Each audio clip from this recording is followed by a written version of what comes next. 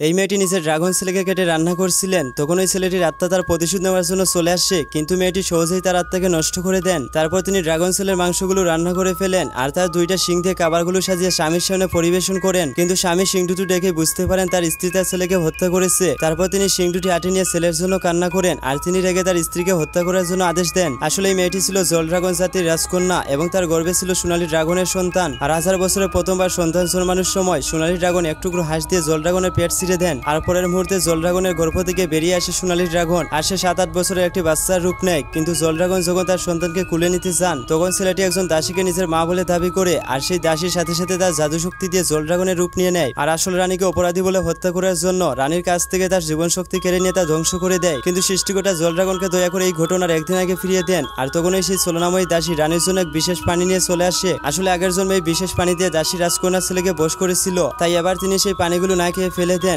আর এই জন্মে তিনি তার ছেলেকে দাসীর কাছ থেকে যেভাবে বাঁচাতে চান। পরের বার দেখার জন্য ভিডিওটি লাইক করো।